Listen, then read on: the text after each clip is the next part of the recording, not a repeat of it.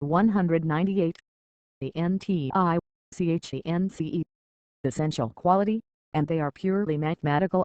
The latter express the way in which the probability of the effect is modified by changes in the causal field due to the interdependence of factors, and these are statistical laws. To give examples from the physical world of pure laws of essence is impossible. The summation of more or less probable events always confuses the human observer in his search for rigorous mathematical laws.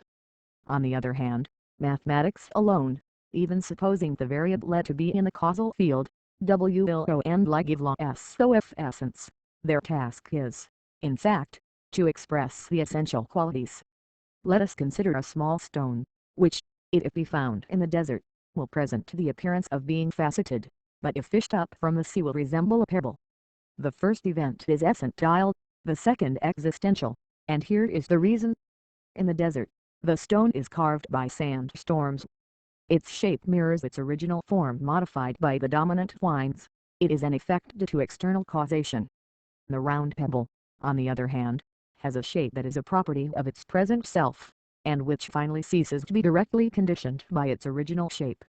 This present form, that seems to be so dominant as to outweigh any modification by external forces, represents an existential function, the retroaction tending to a final goal.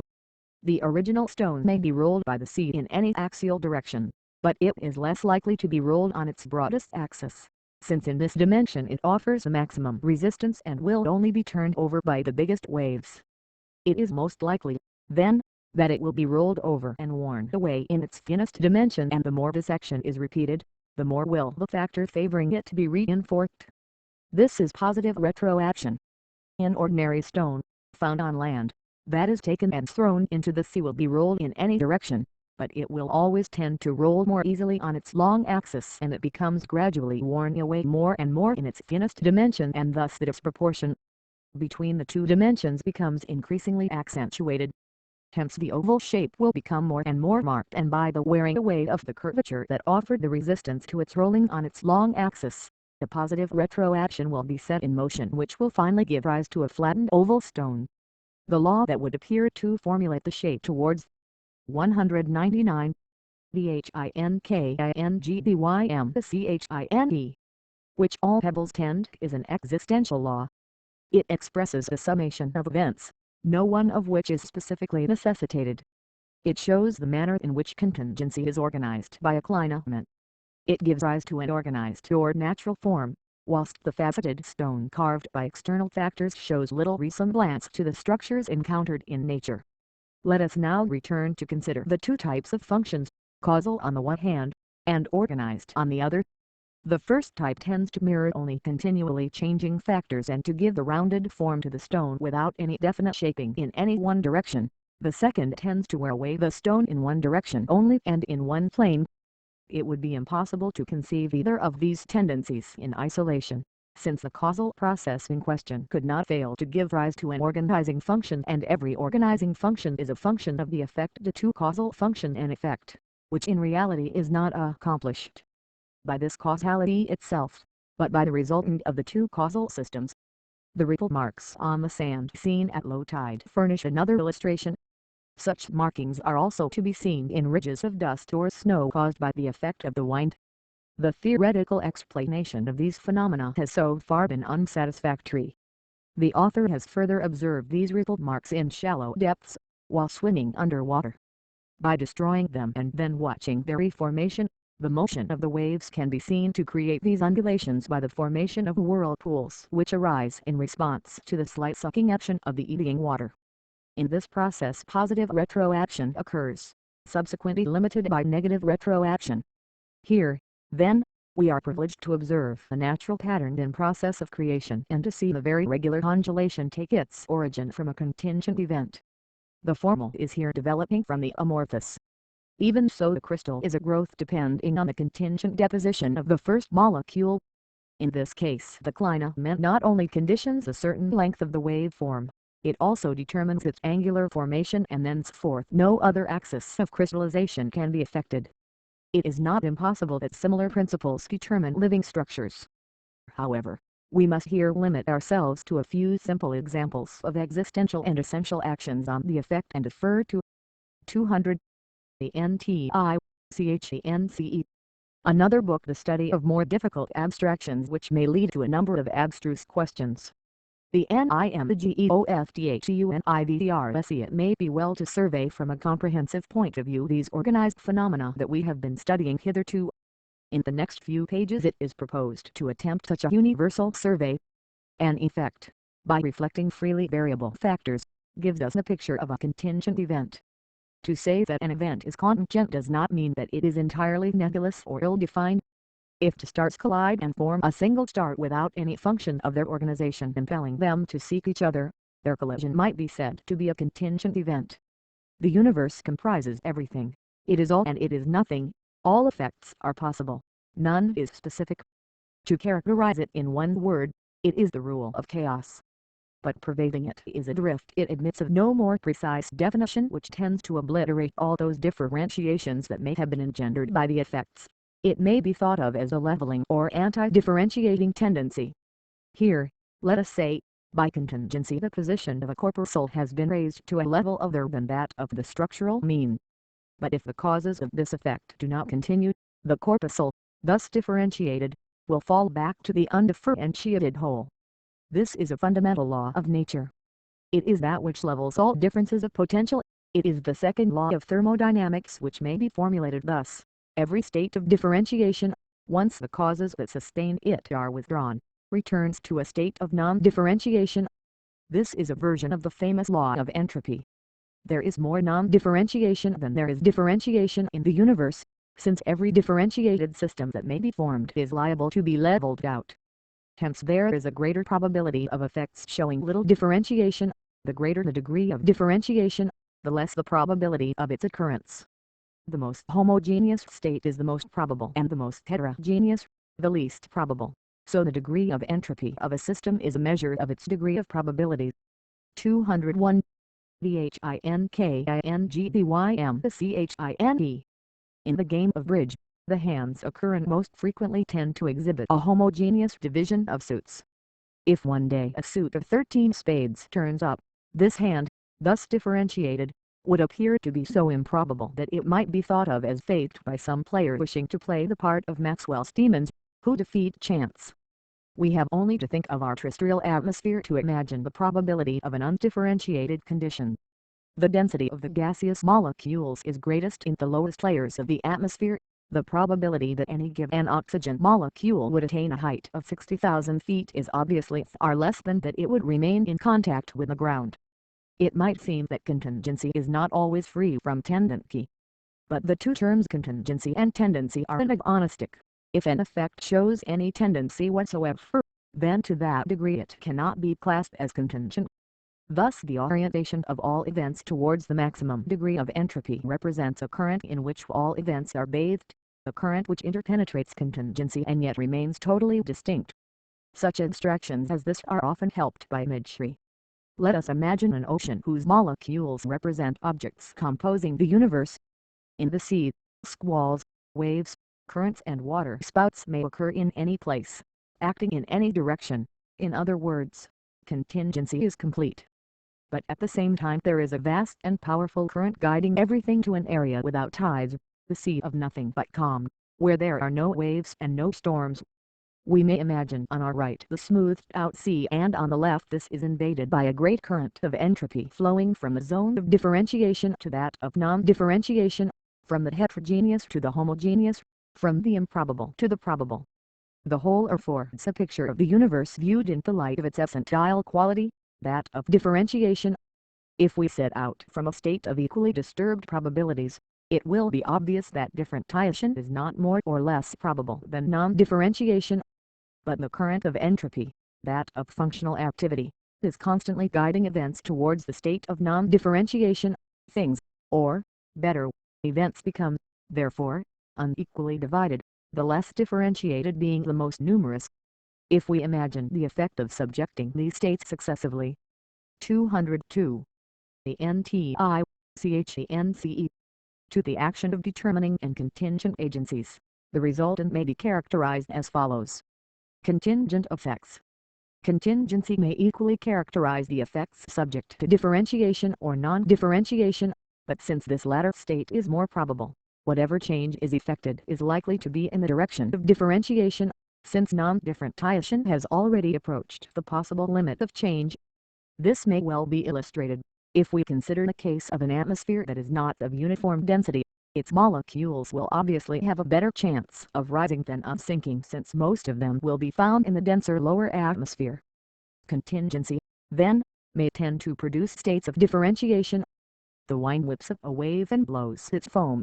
This is a matter of contingency, but the constantly acting current of entropy will direct the broken wave towards calmer water.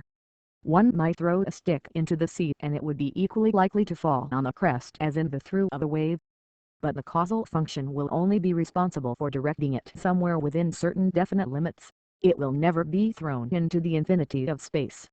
When it has reached the point at which its propulsive factors are no longer operative, it will be borne further to one side or the other by the current, and, to whatever side it may be carried, it will finish its career in the calm waters whither the current of entropy tends. To put it in other words, be the contingent effect what it will, where its factors cease to act, the current enforcing university or soul leveling will take charge. Effects of determinism. The factors have a fixed value and they can carry the effect to a certain fixed level of differentiation. But if the cables of determinism should part, the raft of effect would be at the mercy of contingency, drifting towards maximum entropy, instead of being held fast against it. Negatively organized effects. Tossing on the waves of our sea and immersed in the powerful, if invisible, current, ships of another kind of effect remain motionless. These may be likened not to rafts anchored by rigid unyielding ropes, but to launches kept in position by their internal engine power, their negative clinement. No doubt they rock a little on encountering contingent influences, but they keep stationed against winds and tides. There. 203. Thinkingdymchine. Internal power of organization renders them immune to such influence. Positively organized effects. The positive clinements are responsible for differentiation. They are indeed creators of potential differentiations, responsible for the intrinsic energy of the world. Chance could never have flung milliards and milliards of corpuscles together and thus formed the stars. Our sun, the source of all terrestrial energy, could never have created itself. The influence of these organized effects works backwards against the leveling stream, and without it the states of a major degree of differentiation would be infinitely improbable. They represent boats navigating against the current, uninfluenced by it. Only when their power is insufficient for its task do they risk destruction by the greatest tempests of contingency. But, against the current, whither will they travel? Their motor is capable of functioning indefinitely, but contingency never guarantees a limitless voyage. Three things may happen. Either the retroactive tendencies are overwhelmed by an irresistible chance occurrence. The coal bunkers may be completely exhausted, leaving the ship adrift with no internal force to oppose the current, or one of the elements of the retroactive function only allows of a single specific type of differentiation, as in the case of feedbacks acting on the steering so that the boat moves at right angles to the current of entropy, or, lastly, a negative retroaction acts on a positive retroaction. Such is the case when positively organized solar reactions also have within themselves a menace of negative retroaction, owing to the exhaustion of nuclear material that has not undergone transformation. In such a case the resultant of the two reactions rises to an apex and then slowly descends once more. Just as the sun is destined to cool slowly, such a vessel may be pictured as sailing up to a certain point in its journey against the current, then coming back downstream, but controlling its path sufficiently to avoid the culminating entropy. Entropy and anarop, all these analogies of seas, currents, rafts and launches are, of course, highly artificial anthropomorphic explanations of the world that is not human, but they are not necessarily misleading. Contingency acts in any and every way. Entropy always. 204. The NTICHENCE guides events in the same direction. The effects of determinism are possible in all directions and are conditioned by its fixed factors. Positive organization, which may either work with or against entropy, and negative organization, which is only sensitive to current acting in one direction. From all these considerations emerges the very important fact that an organized system can only affect another organized system by chance. A collision between two self-propelled boats would be an illustration. The current of entropy leads everything towards a state of non-differentiation, but in spite of general opinion to the contrary, it is not the supreme power and will not engulf all the world of form in an amorphous nothingness, for the world that is our world has many ways of combating it. First of all, by contingency, that may launch its effects anywhere and in its own fashion, but never in the stagnant sea of amorphous nothingness. Next, by determinism that strives to immobilize its effects. Thirdly, by positive organization, the internal force of which drives itself where it wants to go however strong the current or violent the storm. Fourthly, by negative organization which maintains itself in a condition of dynamic stability. But the factors of contingency may cease to function, the chains of determinism may break, the motors of the organization may not have sufficient force to weather the storm. The current, in these circumstances, carries down the wreckage whose origin we are then unable to determine, whether it be from fragile contingency or stout determinism or powerful organization. These fragments of wreckage, when we can succeed in capturing them as they sweep past, can be of use to us in our mechanism by virtue of their tendency to non-differentiation. They encourage us to say that Carnot's principle governs the world. In this we should be wrong. Carnot's principle is only one of the world's governing principles. The leveling of differences of potential sets free energy, but when we inquired as to the power which created these differences of potential and stored up the energy that is used by mankind, we discovered that it is the exponential power of positive retroaction. This winding up process countering the stream of destruction is just as powerful as entropy itself. It may indeed be claimed that it has conquered entropy since it is responsible for the creation of our highly 205 Thinkingdymchine differentiated world from the primitive nebulae which were very close to the state of maximum disorder. The word entropy is derived from the Greek entropos meaning return, involution. Clausius used this word to express the idea of a self-return, of the irreversibility of phenomena which is manifested in the principle of Carnot. In opposition, to express the idea of positive retroaction, the counter-term has to be forged. If entropy fully expresses the process of degradation, some term expressing the process of expansion is indicated, and for this purpose entropy would seem to be apartment. The prefix "ck" characterizes an external idea, and if our ascending scale were indicated, the Greek prefix "ana" could be substituted as in anatroli. The functions of entropy and anatroli are mutually contradictory, and the degree of entropy of a system is the reverse of its degree of anatroli and vice versa. Professor Brillouin has introduced the term negative entropy to express the concept which is the opposite of entropy. The degree of entropy cannot be expressed by a positive sign. Entropy is non-constructive and hence negative rather than positive. Only during the past few years has differentiation been studied as the differentiation, and we have acquired the habit of considering entropy as indicating the universal direction whither all things tend. To express the fundamental distinction between entropy and its opposite, it is, however, convenient to attempt some linguistic analysis. Some writers contrast entropy, as expressing at the same time leveling and order, with differentiation and disorder.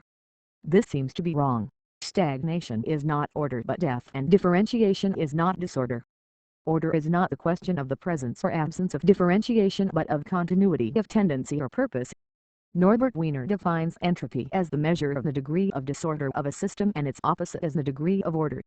The measure of information can be considered as a measure of order, which is a very important concept for communications engineers, a field in which Wiener has made some important studies.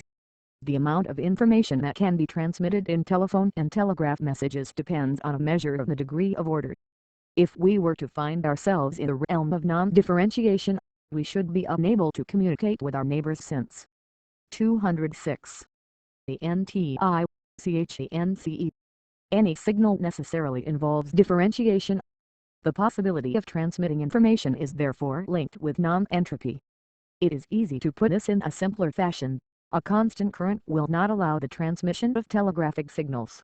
If it is used for this, it must become discontinuous or differentiated. Still less can a system that is only weakly differentiated serve to transmit a great amount of information. A high degree of differentiation allows all sorts of codified variations, and hence a large amount of information can be carried.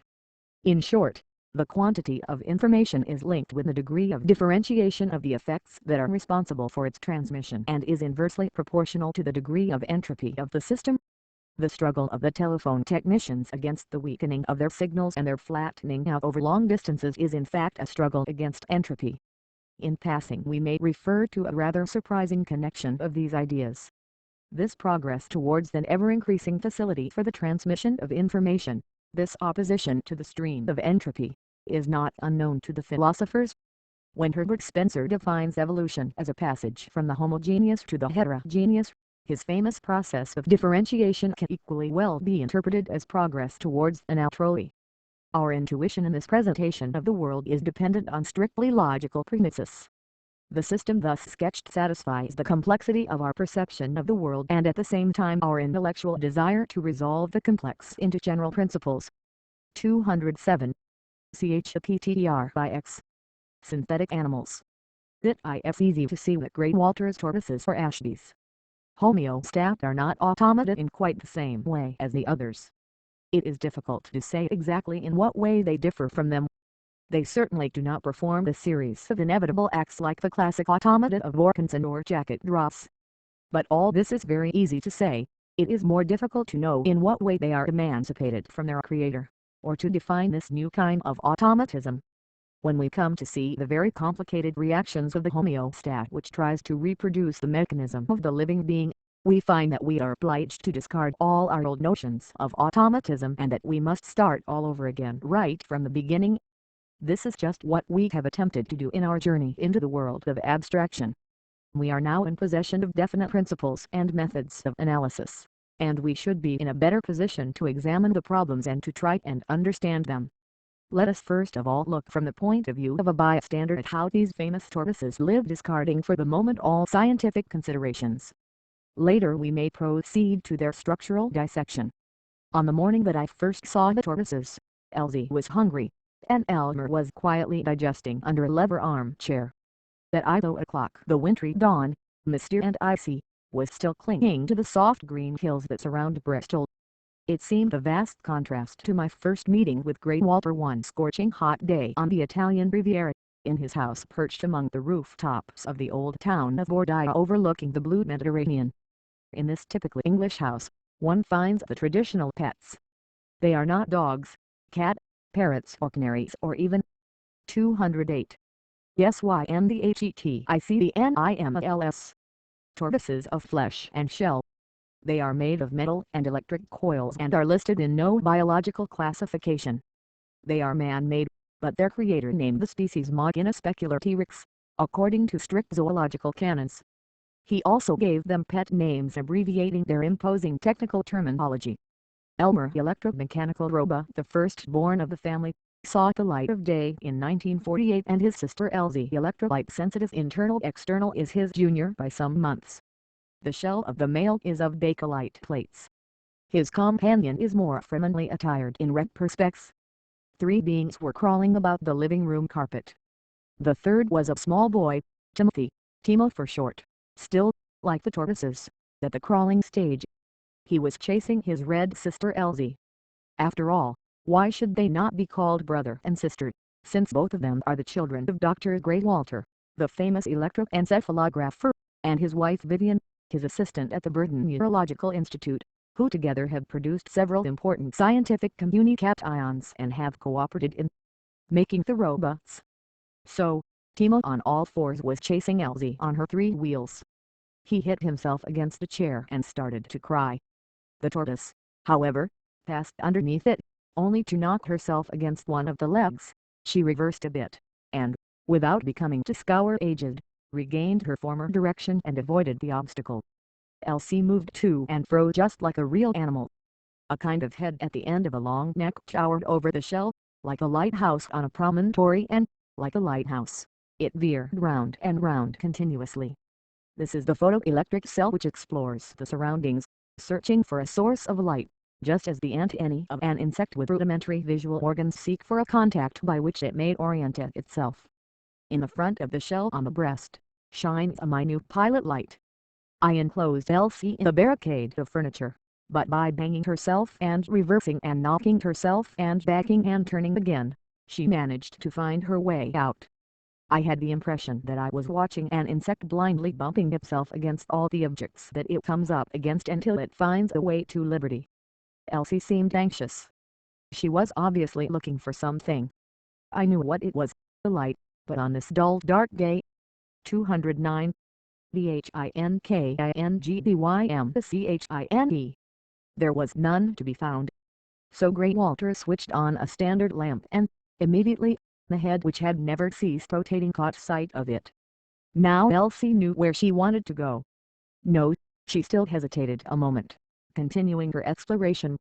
But a moment later she continued on her way towards the attraction of the light source. Even so, she interrupted her direct course towards the light by 1 or 2 hesitation waltz steps.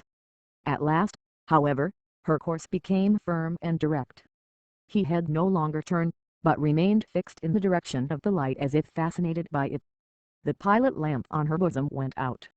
But the heartless research worker now put a box in the path between her and the light, and, inevitably, she ran into it. She got a shock, seemed to hesitate, and no longer continued her way towards the light, although she could see it quite well shining above the level of the box. Now came the surprising turn. Elsie acted as if she remembered her shock. At first, it seemed to have destroyed the attraction of the light for her. But, in fact, it really inhibited it for a few seconds, just long enough for her to walk sideways like a crab away from the obstacle, and then, her path no longer barred, she hurried on her way towards the light. At last she was in front of her objective. Suddenly her behavior changed. She backed like an animal which has gone too close to the fire.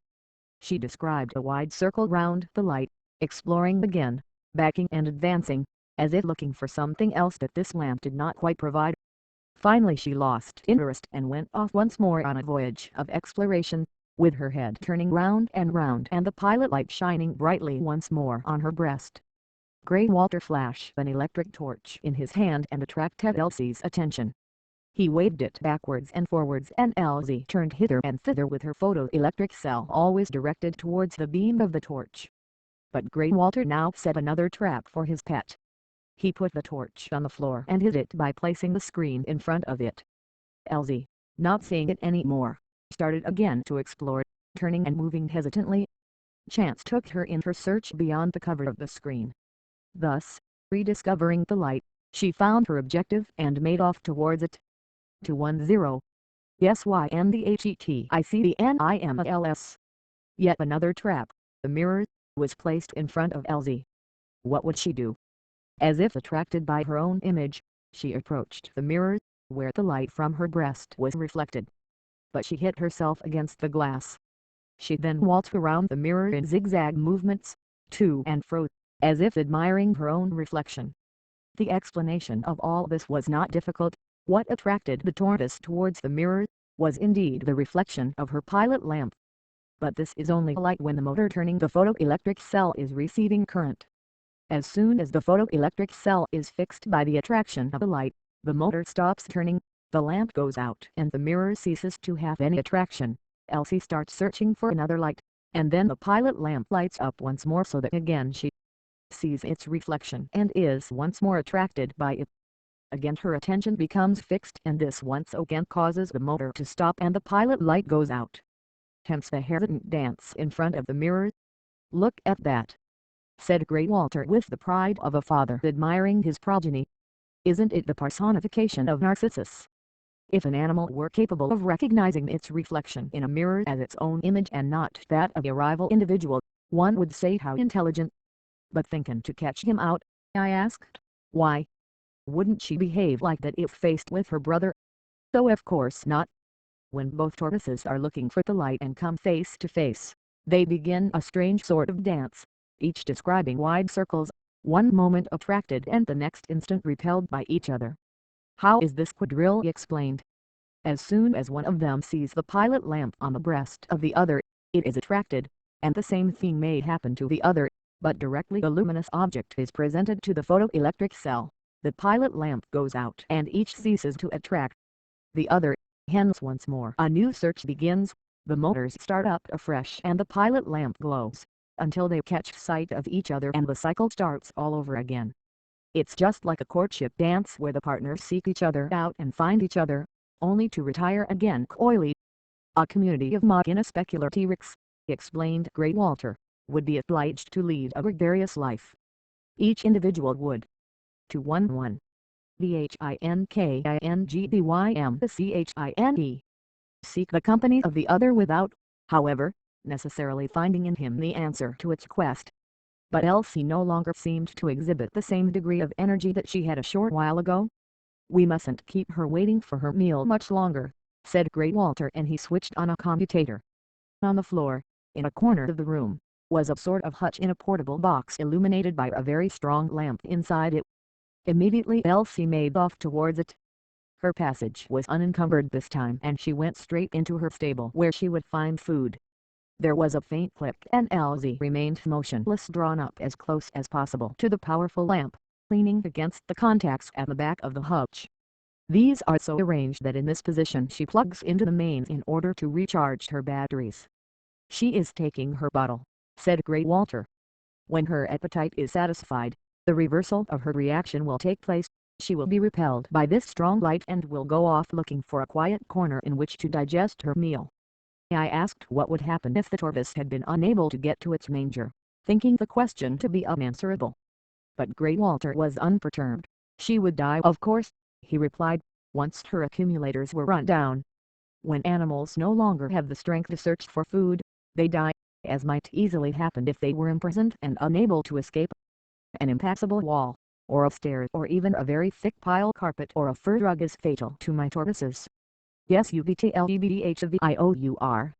And now for some explanations of these diverse behavior patterns. First of all, the stomach of the tortoise is obviously no more than an accumulator. The best solution, of course, would be for the machine to charge its accumulators with electricity manufactured by its photoelectric cell from the same source of illumination that attracts it. Thus, once it had arrived as near as possible to a powerful light, it would absorb the light and transform it into electrical energy. But this solution, although theoretically possible, would provide only a very feeble source of power. It is better for the tortoise to have direct recourse to 212. SYNDHETICTHENIMALS. The mains current, whilst the lamp only constitutes a signal of attraction, a promise of the electric food, in exactly the same way that the smell of food attracts an animal to the source of its origin. The mechanism is here so constructed as to be sensitive to this signal, whereas in animals this sensitivity is inherent in the nervous mechanism responsible for instinctive behavior. Great Walter has calculated, however, that if the shell were studded with numerous photoelectric cells, and the tortoise left exposed to the sunshine of the long summer days on the terrace of his house in Bordighera, it could store sufficient electricity from the sunlight to preserve its life for some minutes at least. The tortoise's behavior changes entirely according to whether the accumulators are charged above, or discharged below, a certain voltage. When the accumulators are running down, the behavior is that of a hungry animal hunting for food. Great Walter's synthetic animal is hungry and searches for light, the brightest light. But in its search it uses up its reserves of energy. If it does not find its stable and manger, or is prevented from getting there, it dies, its reserves exhausted. In quite a different manner, when the batteries are charged up to a certain level, the tortoise then looks for rest in a quiet corner. The resting electronic mechanism still requires a certain equilibrium of light. It leaves the brightly lighted hutch, but avoids complete darkness. The exact degree of illumination required depends on the regulative setting that its designer has given it, a setting which can be modified from one day to another. Thus, the day that we were in Bristol, Elsie was afflicted with a very unstable, very feminine mood. Her regulating mechanism was hypersensitive. Her point of equilibrium was too finely adjusted, so that in practice she could never find it, or at any rate could not maintain it. The least change of position or lighting was enough to destroy her equilibrium. As a result, she very quickly ran down her batteries, running hither and thither to find an ideal condition. Elmer, on the other hand, had been given a very stable, very bourgeois character. His electronic system found its equilibrium not for a precisely defined light intensity, but for quite a wide 213 THINKINGDYMCHINE range. Thus, He was perfectly happy quietly ruminating under an armchair. But, Greywater said, his reflexes are really lacking, he is quite lifeless. 4 days on end he doesn't stir from under the furniture. I must liven him up a bit and make him more intelligent. Because, you see, if an individual is intelligent he is to pay the price of a certain degree of accompanying irritability. Thus our radio sets, when they are too delicately tuned, suffer from a certain amount of instability. Slowly or quickly, according to their nature, the tortoises use up their batteries and the current becomes low. The desire for light becomes intense and takes them hurrying off to their hutch where the batteries will be recharged and the cycle will start up again, just as an animal's life is divided between resting and hunting. To effect such an analogy, the directive function of the current was made contingent on its voltage rising above or falling below a certain arbitrary standard. The motor has 3 wheels, 1 in front, 2 at the back. The back wheels are free. The front is both a steering and driving wheel, these movements being provided by 2 separate motors. The steering motor turns the direction next which bears the photoelectric cell and the fork of the wheel.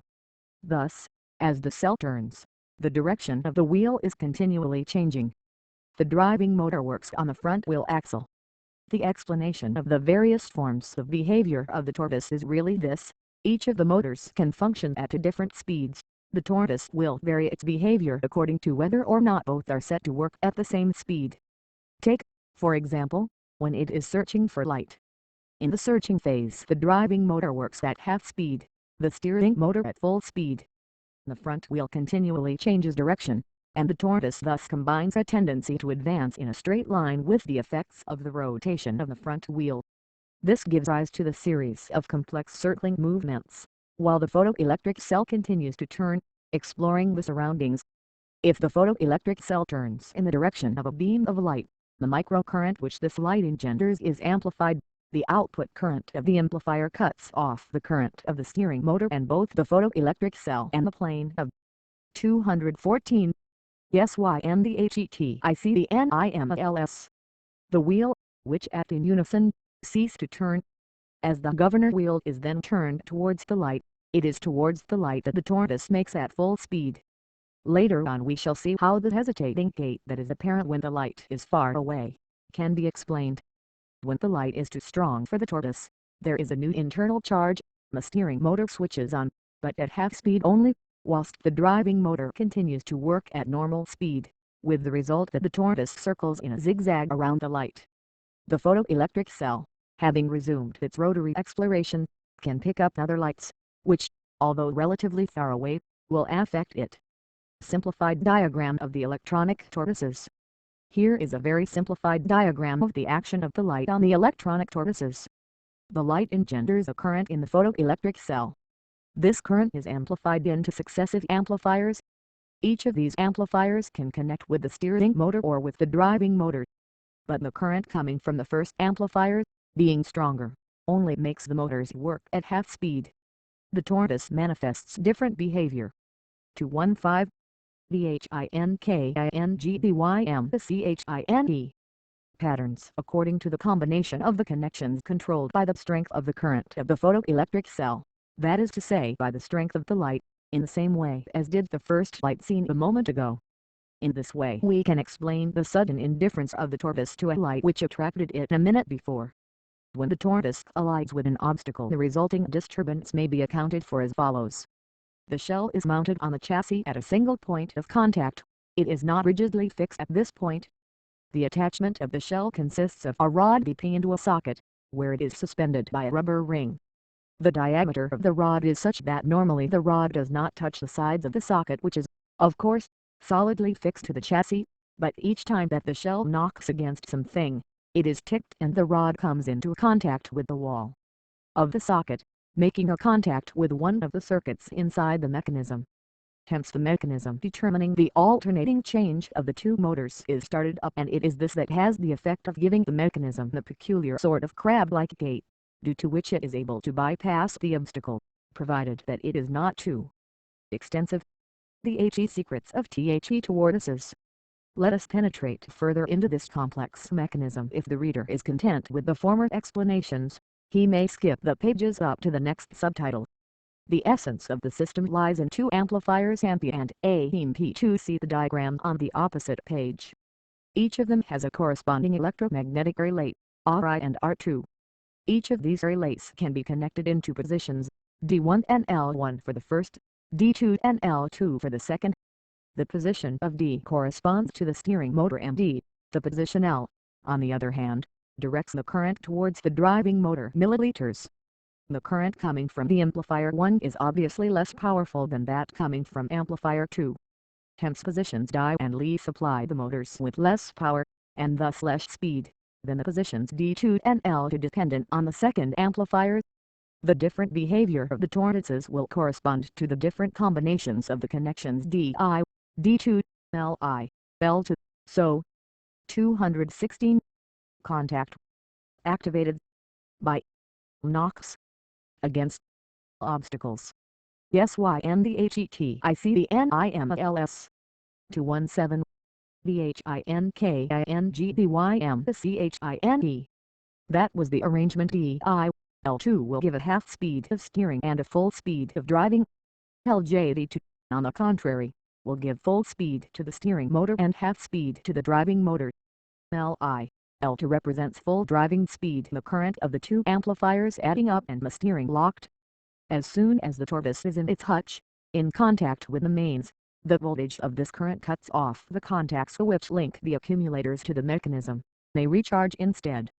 But when the accumulators are charged up to 7 volts, the relay R4 makes contact again and the tortoise moves away, since now that it is replete it has regained its movement and will avoid bright light. Let us see now what happens with the different connections. Normally, when no current passes in the amplifiers, relays Ri and R2 make contact at D and D2 owing to the action of the springs. When the amplifiers are connected by the action of the relay R4, Ri and R2 make contact at L and D2, which gives half speed of driving through the pilot light T and full steering speed.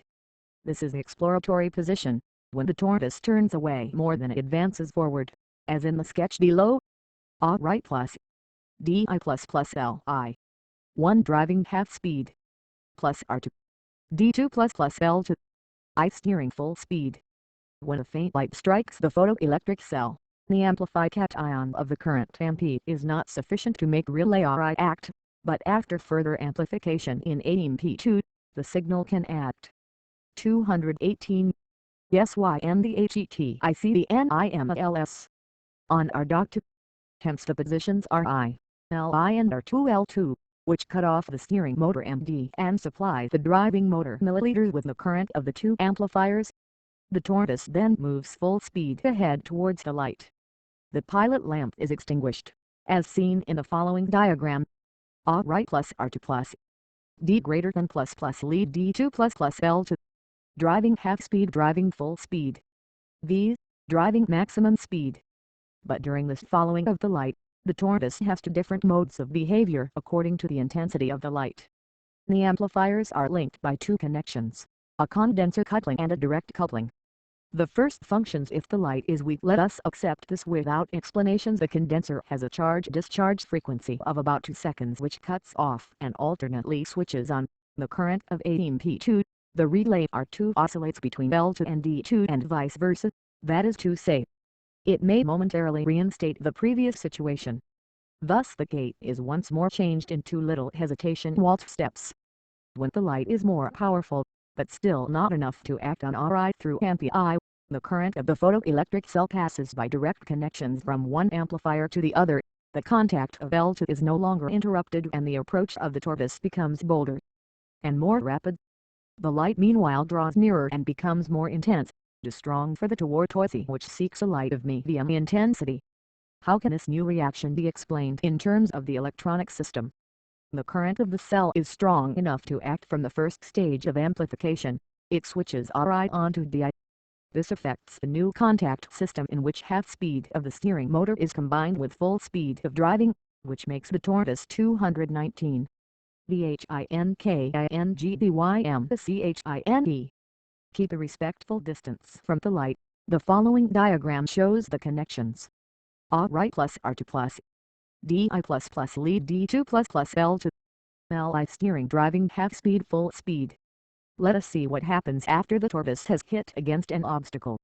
The shock closes contact with an auxiliary circuit which sends the output current of the second amplifier into the input of the first through a condenser C. Thus the microcurrent which is emitted by the photoelectric cell when it is hit by the light rays is submerged by its own amplification. The amplifiers start to oscillate, their rhythm being determined by the condenser period.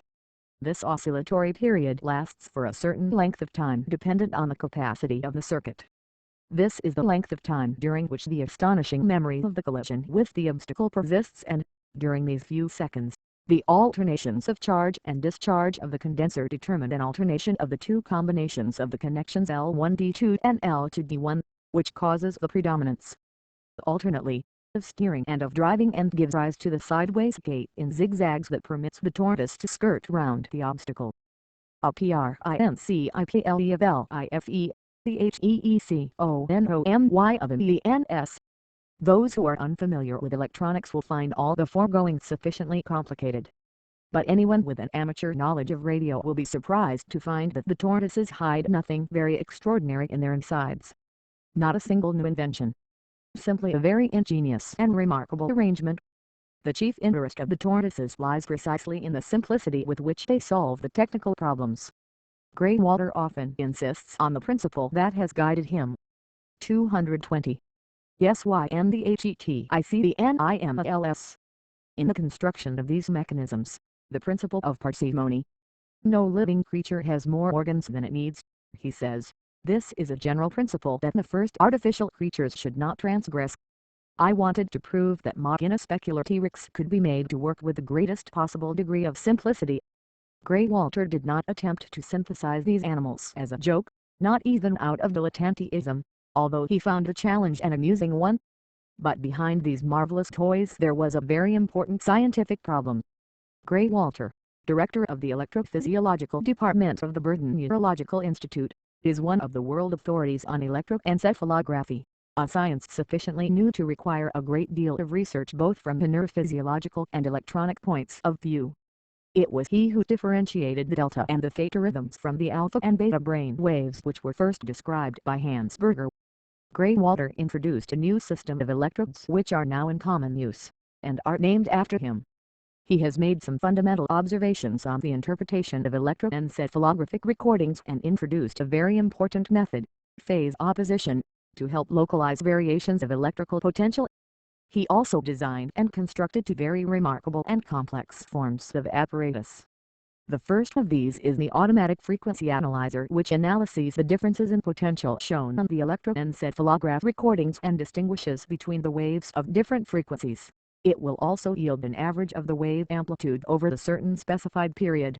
Recently Grey-Walter, together with H.V. Shipton, the well-known electronic engineer of the Burton Institute, construct the toposcope known as Topsy in the intimacy of the laboratory.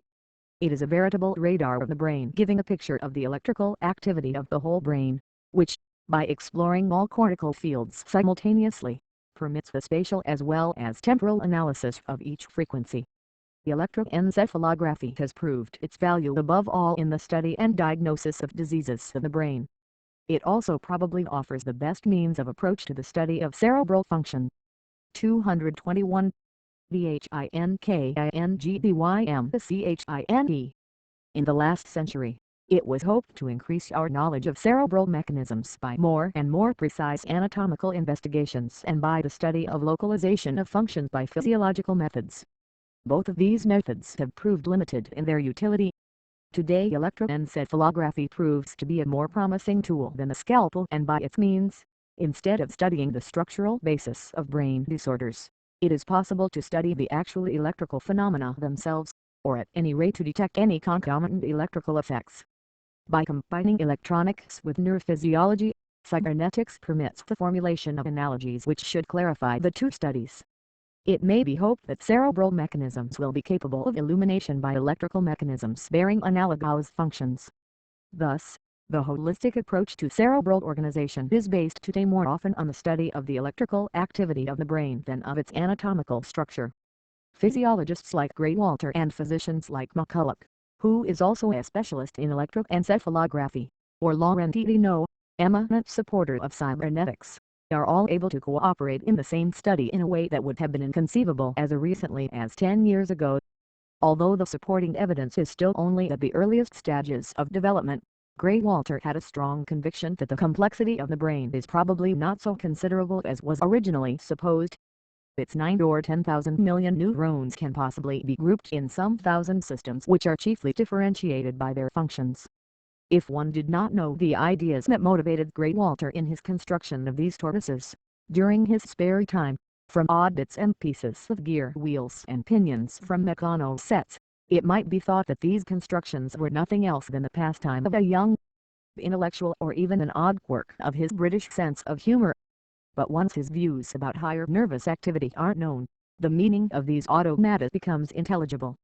Grey-Walter wanted to demonstrate that machines consisting of very few electronic components are already capable of behavior reminiscent of that of animals, and behind the amusing idea of these toys with which young Timothy plays, behind there 222 SYNDHETICTHENIMALS ingenious arrangement, lies this question: since such a small number of elements can organize a sufficiently complex mode of functioning to approximate that of animal behavior, what would come to pass if hundreds of elements performing detection and really intricate reactions were put to a similar usage?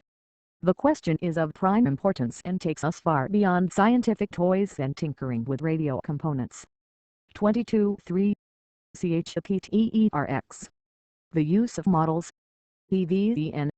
WHEN it is POSSIBly to CONSTRUCT the PHYS FICLMODL of NURONICORCERE. PRIL the CTVI type PYDHEPP like the TIONOFCYBER and ETICM DTHODS. It has till CVN and OTD. ECLIMBDDH is XURNISH as a COMPLETEEXPL and the TIONOFDH and a TURILP. ROCDSS. If the sliding rod mechanisms of a servo motor can't take over the work of the helmsman in the difficult task of steering the vessel not thus equipped, it by no means follows that the same task is effected in our brain by a simple mechanical or electrical coupling. In the same way, although a calculating machine can register for future reference the intermediate processes of an arithmetical operation in what it may be convenient to designate as its memory, it is obvious that our human memory works in quite a different manner. The machine, using entirely different methods, can indeed imitate the functions that in man we call thought without our necessarily understanding any more about the nature of thought.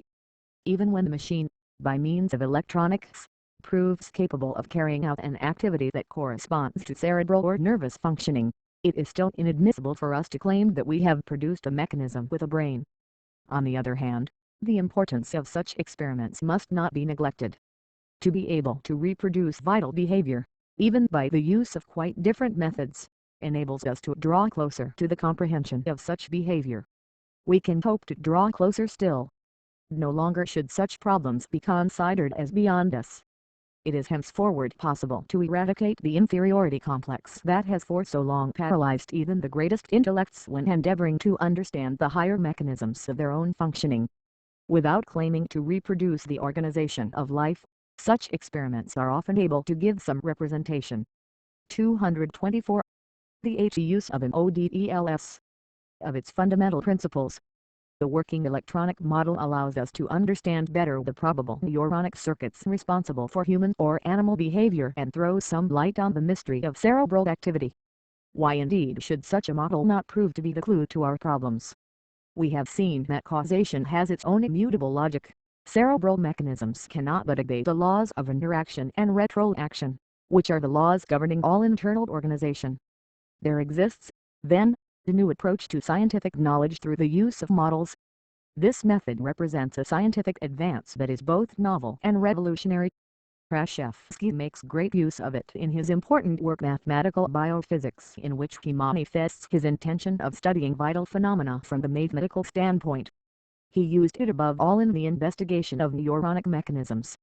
Thus, in order to envisage a physiological system that cannot be entirely explained by reason or by experiment, we might construct a theoretical model which would permit us to investigate it by calculation of data with which we were empirically acquainted and even, when necessary, to evaluate certain constants. When we have thus constructed a model which seems to copy reality, we may hope to extract from it by calculation certain implications that can be factually verified. If the verified cation proves satisfactory, we are entitled to claim to have got nearer to reality and perhaps sometimes to have explained it. It is obvious that such a method is at least somewhat hazardous, although it utilizes basically the same methods of thought as those characterizing much of our scientific reasoning: construction of an hypothesis, deducing its consequences and then proceeding to their verification. It becomes a fascinating pursuit to attempt to penetrate neuronic complexities which have so far eluded the scalpel and the microscope and even the most delicate instruments of electrical measurement. Let us take as an example an investigation carried out by Rashevsky concerning the reaction time of a neuron in response to variations in the strength of the initial stimulus. In other words, the time lag after which the cell responds to an excitation. Assuming that the neuronic circuit under consideration 225 Thinkingdymchine is in the simplest form two neurons, one exciter and the other receptor. Rashevsky arrives by differential and integral calculus at a logarithmic formula comprising four unknown constants. He then evaluates these constants by statistical methods. He now compares the values thus obtained with those given by actual experiment. The concordance resulting from this comparison, most notably with the experiments performed by Henri Tirone on taste and auditory excitability, has proved to be very satisfactory. By using a similar model technique, McCulloch and Pitts investigated the neuronic connections, the synapses, without, however, resorting to the arbitrary practice of evaluating the constants from calculation. Let us give an example of their results. A cold object brought into momentary contact with the skin will cause a sensation of heat. McCulloch and Pitts first symbolized this fact by two equations of mathematical logic. It was then only necessary to imagine a neuronic circuit which would satisfy these equations. By successively introducing a number of intermediary neurons, it was possible to construct a satisfactory coupling. It was even found that by adding still more neurons the neuronic circuit was able to deal with still more complex syllogisms. The model can equally be conceived as part of a concrete scheme, instead of building an imaginary structure designed to deal with the phenomenon under investigation. It may be possible to use a material construction that will exemplify them. If, as Goethe said, to understand is to be capable of acting, and if the criterion of the 18th century Italian philosopher, Vico, is justified, idea est verum quod facio, that which I make is true, then when the scientist recreates by artificial methods what had previously been known as a natural phenomenon, he is surely taking a step towards the understanding of reality. Certain critics consider this method, which relies on the submission of hypotheses of approximation to analysis and then confronting them with reality, to be too dangerous. The answer to such criticism is simple. When we encounter a problem that appears to be insoluble by the classical methods of observation, analysis and experimentation, should we neatly 226. The use of an ODELS. Give up the attempt at solution.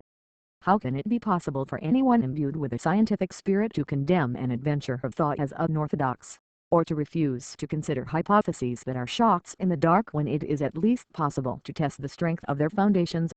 If a model may appear at first sight to correspond with reality, there will probably be an 8,000 chance that it will ultimately explain some fragment of reality. But however slender the chance, it is worth an attempt. The author once said something of the same sort to Professor Henri Gastot of Marseilles, who was the first to introduce cybernetics into French thought. Gastot improved on this. "I would go further," he said. "It is just in those cases where the model fails to reproduce the phenomenon that the experiment becomes interesting. It must be admitted that if we succeed in imitating a natural phenomenon by an artificial mechanism, this is no proof that the natural mechanism has any true resemblance to our model. On the other hand, if the devices adopted in our model fail to give any approximation, we can feel certain that the natural mechanisms make no use of such devices, or at least, not in the conditions under consideration." The use of model leads to two aspects of scientific truth, which may be formulated thus. The negative truth: if a principle utilized in an experiment fails to furnish any results that correspond to those of the natural process, it may be assumed that this principle cannot, at any rate, of itself, explain the phenomenon. The positive truth: If a principle utilized in an experiment gives results corresponding to the natural process, this principle should be retained as one capable of furnishing an explanation of the phenomenon. Such a degree of success, however slight it may appear to be, should not be neglected. The electronic tortoise may appropriately be considered as illustrating the use of Model 1, but models of what? 1. The English physicist, Lord Kelvin, may be considered to be a forerunner of this method with his mechanical models of electronic phenomena. He used the method, however, only to make accessible to the senses that which had already been established and understood. The cybernetics model aim at an examination of functions that are hardly yet even recognized. 227. The Thinkingdymchine. In the first place, they must be thought of as illustrating the simplicity of construction of the cerebral mechanisms, rather than any simplicity in their organization. The truth that can be attained here by the use of models is all important. It is that the mechanisms of the higher nervous system which are responsible for any given function cannot be more complex than those of the electronic tortoise exemplifying such a function, since the experiment has shown that their performance is guaranteed despite their economy of means. In short, reality may indeed be more complex than the model, but it is legitimate to consider that it may be equally simple. In a matter of which we know so little, such a hypothesis is not without importance. The Thinkingdymchine of DBSC or root BS. We have the assurance based on the electronic tortoises of Great Walter that the neuronic function may be simple, and we may assume as a working hypothesis that it really is simple. Viewed in this light, the electronic mechanisms become models of the nervous organization of the living animal, of animal behavior, or more precisely, of the automatic element of animal behavior, in other words, of instinctive reaction. Descartes summarized the theory of animal mechanisms in the fifth part of his Discours de la méthode, the theory which he had set forth in the Traité du Mot, a book which he refused to publish after hearing of the condemnation of Galileo. We have, then, only a digest of the theory named by posterity the animal-machine bet machine, although as a matter of fact this word never appears in the text. The letter to Father Mercier 30th July, 1640 proves that the lost book dealt fully with this question. I have proved in my Mot that all the structures which would be necessary to enable an automaton to reproduce all those activities that we have in common with animals are to be found in the animal body. In an epitome that Descartes gives of his views in the Discours, the following are the essential passages. I have demonstrated the structure of the nerves and muscles of the back that would be necessary to enable the animal spirits contained in the body to move its limbs. The decapitated head is, thus, for a short time capable of moving. 228. The HEU southeast of an ODELS, and biding the earth though no longer alive. Further, I have shown the type of change that must take place in the brain to cause waking, sleep and dreams, how the light, sound, smell and taste and temperature of external objects can arouse ideas through the medium of the senses, and how hunger, thirst and other internal drives can act similarly. I have shown that there exists what we are led to believe must be a common center where these ideas are received, where reside the memory that stores them and the imagination which can modify and rearrange them and can, by the same mechanism, send the animal spirits to the muscles and cause the limbs to move appropriately to the various external objects and internal drives, so that our bodies can move without the intervention of will. After having compared the human body to an automaton or animated machine, which, however, being a work of God, is better contrived and more wonderful than any man-made machine, Descartes continues, and here I paused to consider that if machines having the organs and semblance of a monkey or of some other animals with no reasoning powers could exist, then we would have no means of recognizing in what way they differed from real animals. But such an automaton of human semblance never could be taken for a man, firstly, because speech would be lacking, and, secondly, because although they might do some things as well or better than us, they would inevitably fail in other things which would reveal that they were not acting according to reason, but only on account of the mechanical structure. That which will always be lacking in the automaton will be the spirit. So far as we are concerned here, the imitation of animals is a question only of science and technical design. Since at that time only automata of the second degree could be conceived, the faith of Descartes in science, or rather in prescience, is all the more remarkable. Still, it is true that Descartes was the forerunner of cybernetics. He dared in the 17th century to think that the animal spirits, even those of man, could only act automatically.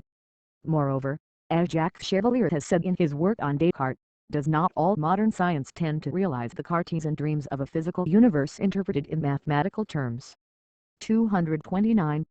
Thinkingdymchine. Malebranche touched on the question when he speculated whether the howl of a beaten dog was a manifestation of pain or nothing more than air that is blown through the tubes.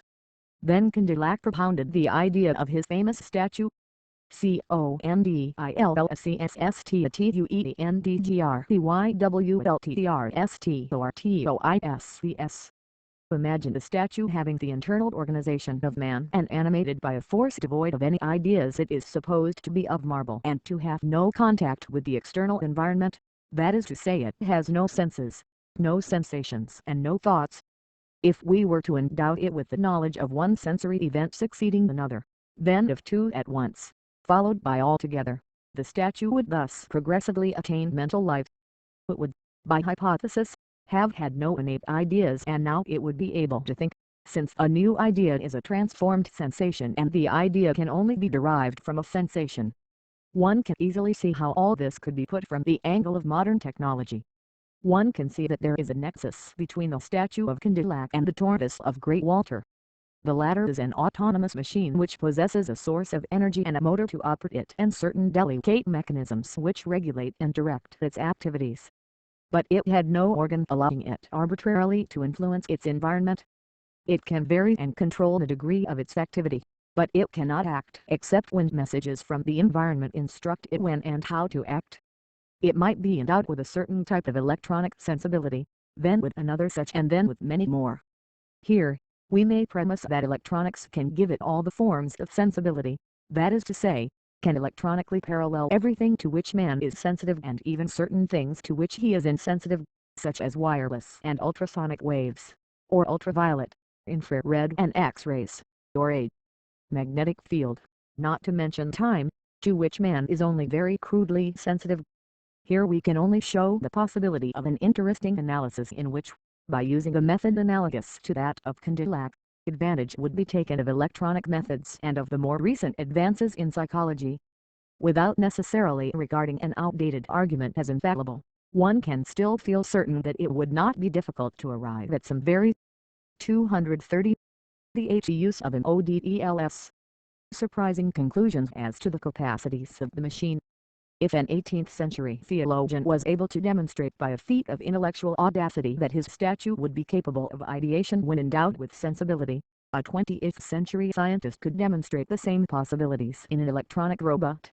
Thus, Condillac, when he analyzes judgment, finds it to be the comparison of two sense data and the perception of their relations. Thinking is WRONG and WERBOUND to give up hope of a scientifically intelligible explanation of human behavior, or the electronic animals of tomorrow, if not of today, will prove capable of judgment, that is, assuming that electronics can compare to currents which would give rise to different perceptions. We shall be obliged to assign to these future machines the capabilities, which the old-time philosopher conferred on his statue, of manifesting attention, memory, comparison, judgment, imagination and knowledge, and possibly even thought. We have now come to the core of this book, mechanical thought. But the exploration of the foundation on which it rests is an adventurous one. It may be setting ourselves a false problem to ask whether or not the machine is capable of judgment, of memory or of thought. First of all, these terms must be defined, and in the process of definition we are bound to encounter innumerable disputes and disputants. What is really important is to know what electronic machines can do. It is a matter of lesser importance for the potential activities to receive the labels devised for human psychology. It is necessary to face the truth, revolutionary and distinctive as it may be, that all these confused and diffuse abstract notions, by the aid of which philosophers hope to be able to analyze mental life, are relics of a past way of thinking. They are inapplicable to machines precisely because they were devised to analyze human behavior, for even if a man be classed as a machine, he is certainly a unique machine. Nowadays a very different analytical method than introspection is indicated. It must be based on mechanisms, it must adopt their various capabilities as models of the human activities which perform a similar function. It would be of little use to try to group the mechanisms in a 231 Thinkingdymchine frame of uncertain dimensions and to label them with disputed tags by which mankind tries to explore the obscure depths of human mental processes. On the other hand, it seems vital for the acquisition of self-knowledge to compare the activities of our minds with the activities of mechanisms, to whose vast realm they belong, so long as we remember that the term mechanism is of wider implication than that used by the watchmaker or motor mechanic. Man will thus have established a more solid and well-defined basis for self-observation when he uses the machines of which he is both creator and master. He will then be able to compare his capabilities with those of the machine. He will certainly only rarely find similarities, but on this material testing ground he will be able to discover the essential qualities inherent in his mental processes and then to study in detail the particular properties that they may exhibit. Thus, the study of the machine will eventually become, by a curious but inevitable inversion, the basis of the study of man himself. Such a science of man will not be the less a human science. It will always be possible, by careful and minute observation, to determine in what way we are different from the machine. Such a research will occupy many generations to come. The present generation will hand on the torch to future investigators who will not find themselves, as we do, utterly dizzy when confronted by the mystery of inner life. They will start their research from the basis afforded by mechanical models and will only make human behavior their study when they have understood the perceptions and reactions of the model. The path of future study leads from the general to the particular, from the vast field of the universe to the minutiae of particular attributes. It is wrong to attempt a primary study of the particular in its own right, to study man isolated from the whole mechanical universe and to claim that knowledge of the whole may be attained by starting from this basis. Hitherto, we have attempted to deduce the general from a study of the particular, but, indeed, no other method was open to us since we had no knowledge of the whole as exemplified by mechanical abstractions and were thus forced to concentrate on the details of human behavior. Now that the passage of time has 232, the use of models introduced us to an opposite line of research, it is unpardonable to refuse to accept the new light on account of the prejudices inherited from an era whose impotence was manifest.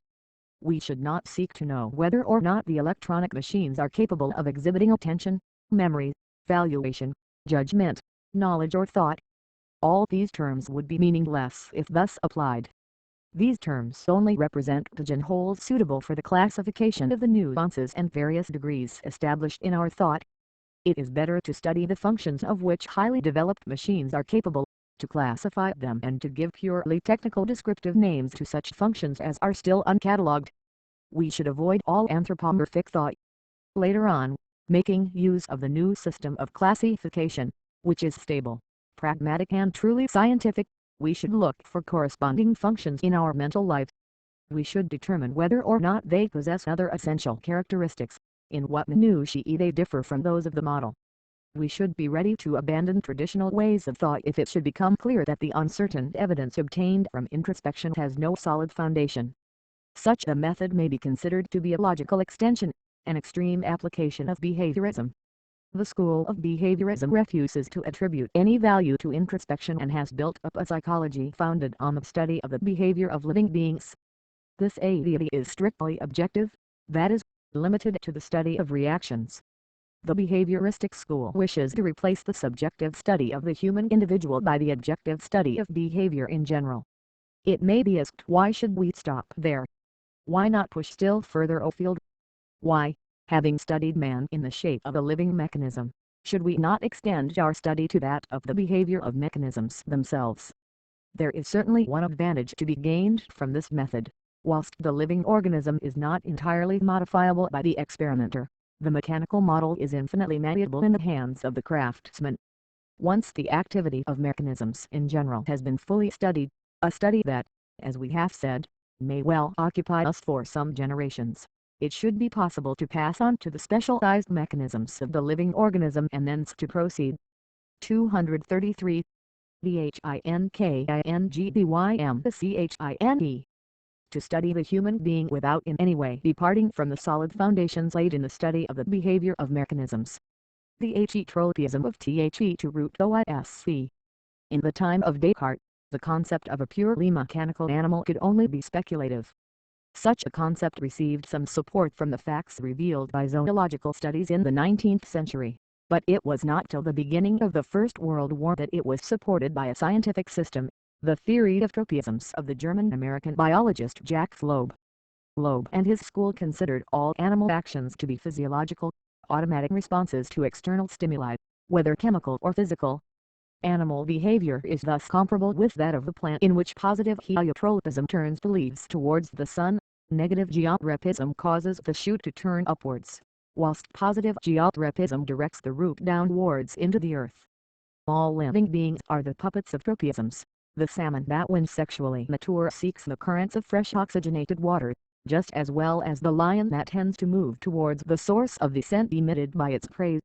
It is obvious that for those who hold such views the synthetic animal is a triumph, or at any rate it will be so in the future. No one, of course, thinks Grey Walter's tortoises, as we have described them, constitute a final achievement of these theories.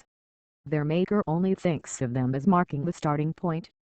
Grey Walter, as we would again emphasize, only wished to endow them with very simple tropisms.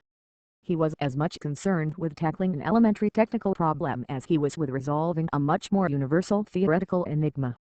His purpose was surely to show how, with simple limited mechanisms, certain aspects of the very complex behavior of animals may be successfully demonstrated. Grey Walter endowed his creations with a minimum of perceptive power.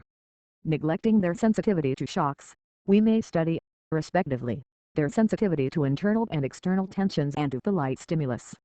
Sensitivity to internal voltage. There are three thresholds of sensitivity. 234. The use of an ODELS.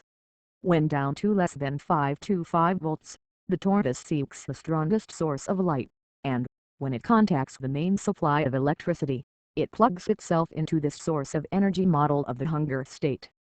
After receiving more than 7 volts it ceases to feed itself and breaks contact with the mains current model of contentment. Between 7 and 525 volts the tortoise seeks optimum light, and it depends on the precision of its setting as to whether it attains its objective WFEs or WF difficulty MODLOS retreat to favorable surroundings. In order to arrive at this state, the tortoise must have experienced the preceding state. So long as it is plugged into the mains it will not react to the medium voltage model of an animal that neglects all other stimuli whilst feeding. This mechanism belongs to the third degree. It acts according to certain circumstances. The behavior of the machine depends, then, on certain conditions occurring in the environment. But let us be alive to the fact that the complexities here are much greater than in the mechanisms of the first 2 degrees of automatism. The conditioned activities of the tortoise are simple, 3 variations of the electronic circuit. Each of these activities governs the access to another mechanism that is in itself capable of further conditioned activities. Moreover, the combination of generalized conditions with specific conditions allows a graded type of behavior. Sensitivity to light. This sensitivity depends on internal voltage. In a state of hunger we have a sensitivity to the strongest available light, during charging of the cells, no sensitivity, and, in a state of repletion, a highly complex sensitivity. If we consider this latter alone, at what degree of automatism are we? It would seem to be the third degree, that of mechanisms whose activities vary according to the circumstances, mechanisms exhibiting conditioned activity. But the story is much more complicated, and leads to major philosophical problems. One might say that if the tortoises seek the light, it is that they have searched for it and that they are capable of retroaction. One might say that when they make for the lamp, their angle of approach to the light is adjusted by retroaction to the most favorable approach. Such a mechanism is truly eclectic. At any rate it is so in the machine world, but in living beings. 235. Thinkingdymchine. Such behavior is the rule. One can term it the mechanism for balancing of contingencies. The tortoise approaches the light. What is its effect? It stabilizes its position with reference to the light. If one now considers the action of the mechanism with respect to the light, one learns that it is a case of retroaction. But this is a special type of feedback, It is concerned with a non-material relation. The tortoise modifies its position with reference to the light in relation of the tortoise, because it is determined by the light and the internal factors of its mechanism. Once it has altered its position, it ceases to perceive the light in exactly the same fashion. Thus, one of the factors is modified by the result, or, in other words, there is a retroaction. The position in relation to the light is influenced by a value that depends on an internal function. The feedback is outside the strict limits of material mechanism. One can, then, define the closed system of the mechanism as comprising everything that it perceives and that reacts on it, so the tortoise has an external feedback. This idea, which we have sketched briefly, merits some further development. It tells us that the tortoise is a model of a sensitive being that is in relation, through its sensitivity, with the external world. The intimate relation of an organism to the rest of the world is illustrated here. If it be capable of perception, its limits are bounded by the perceived objects and its system is in the continuous state of modification, always either growing or shrink.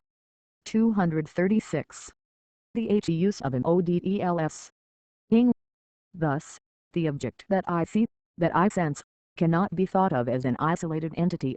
If I sense it, it is part of my system. Such a relativist view of external reality is of course commonplace in many philosophies. But here we find that its existence is proved and it passes from the metaphysical to the logical.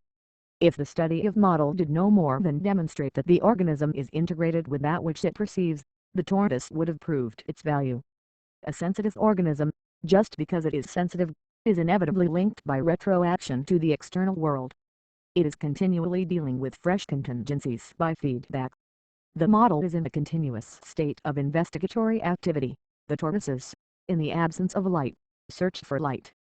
Their movement is in consequence strictly determined. They move because the voltage of their accumulators is low. We are in fact dealing with the third degree, where the machine behaves in a certain fashion because of a specific change occurring in its structure. This in no way resembles the externally conditioned feedback, since there is, for the moment, no relation with the outside world. The movement is directed to the search for a stable organization.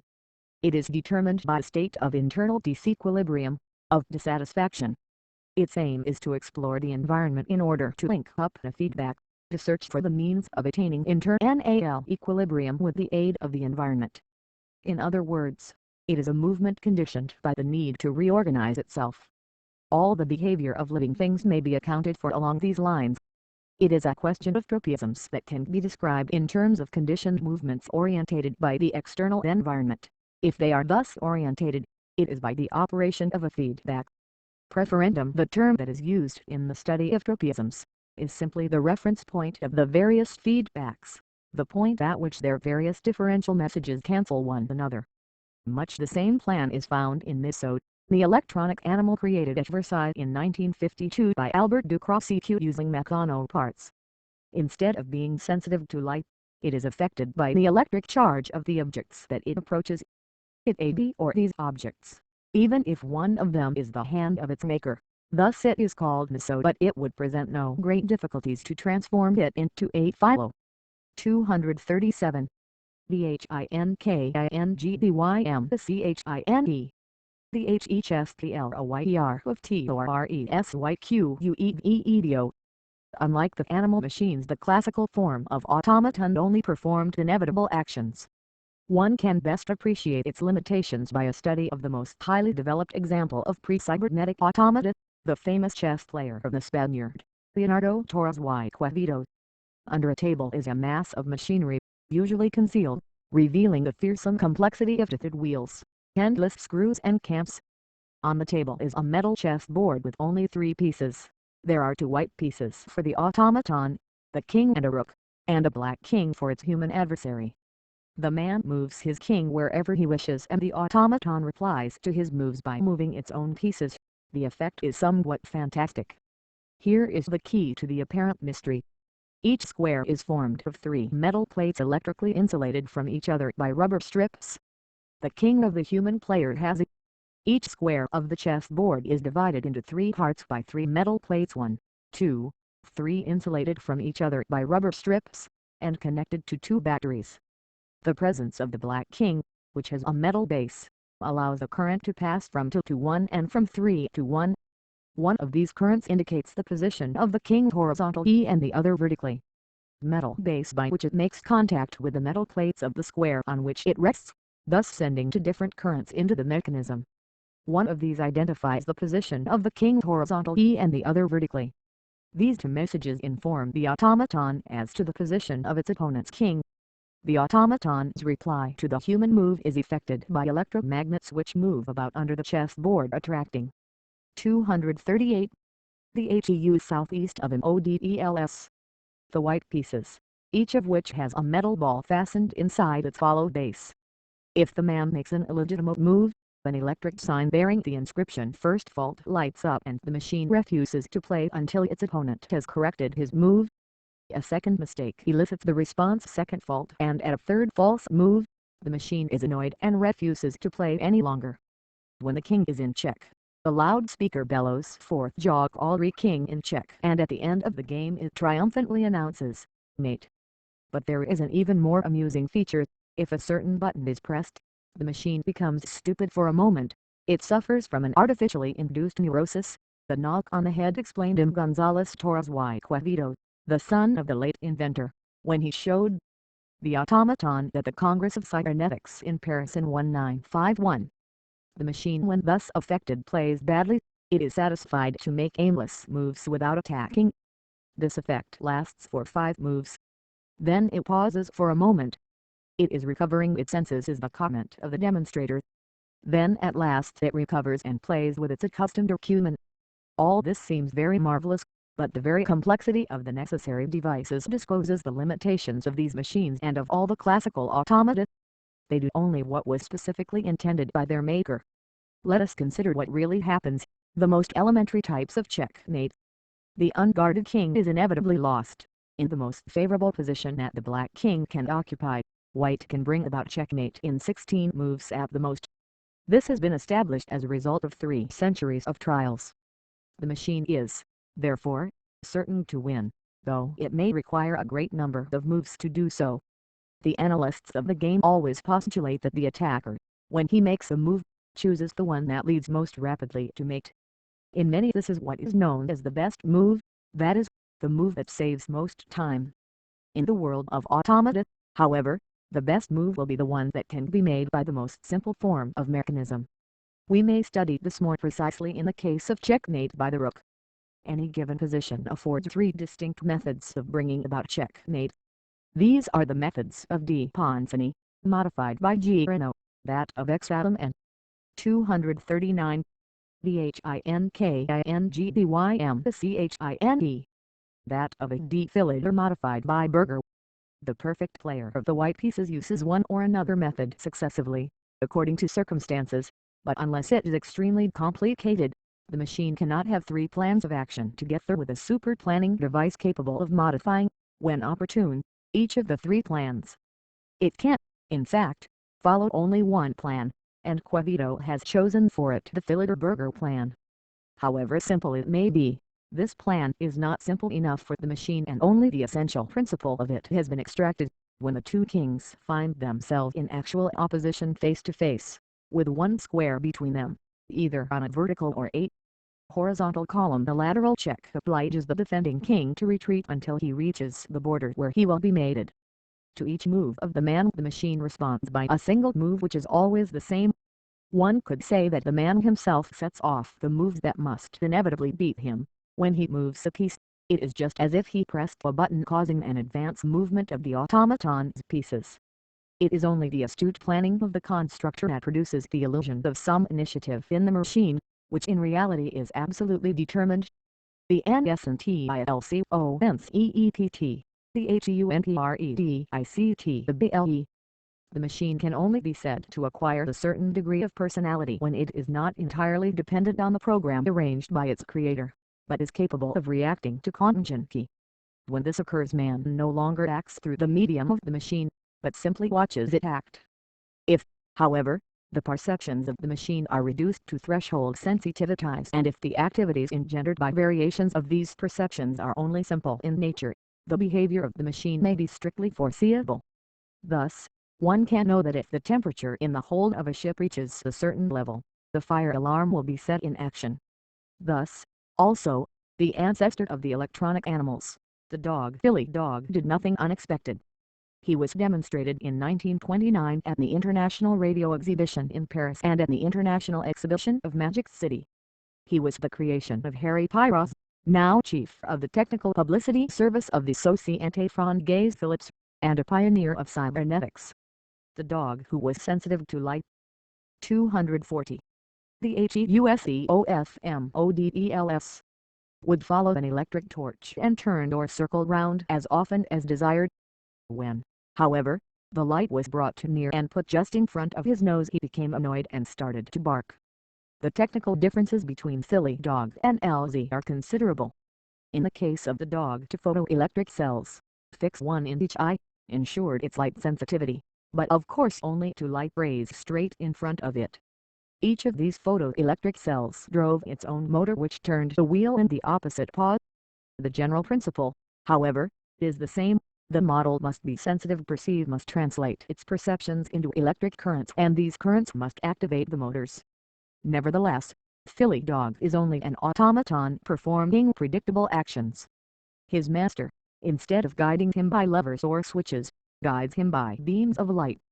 But with the tortoises it is as much their complexity and the accuracy of their sensory or receptive system as their reaction that is responsible for their individual behavior.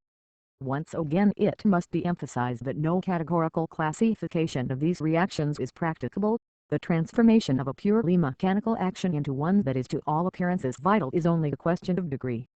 That is why this comparison of LZ and Philly dog furnishes an extremely important demonstration of the fact that vital reactions may differ from that of the machine in degree only. Another electrical dog was to be shown at the New York World Fair of 1939. It was to be sensitive to heat and was to have attacked visitors and bitten their calves, but just before the opening of the exhibition it died, the victim of its own sensitivity. Through an open door it perceived the lights of a passing car and rushed headlong towards it and was run over, despite the efforts of the driver to avoid it. Certain experts in electronics have objected that the tortoises are not in any sense novelties, since their essential principle is the same as that used in the dogs. But it is just because their guiding principle is the same that they have led to definite progress. No one would deny that they exhibit a very wonderful type of behavior which is very like that of animals, but the most remarkable fact is that they achieve this result by the means of very simple electronic devices, thus demonstrating. 241. The Thinkingdymchine that everything, in these matters, is a question of complexity. In the case of the tortoises, their conduct also can be theoretically predicted. They react appropriately to external and internal stimuli which can be evaluated. In the actual experimental situation, however, their reactions, owing to their complexity, must necessarily elude calculation. It is thus possible to foresee the impacts in which certain exponents of cybernetics will find themselves. Life does not necessarily belong to a different system, it is simply more complex. Why is it impossible for us to calculate the behavior of the tortoise? It is certainly not because the laws governing it cannot be understood, for those laws were made by us in advance.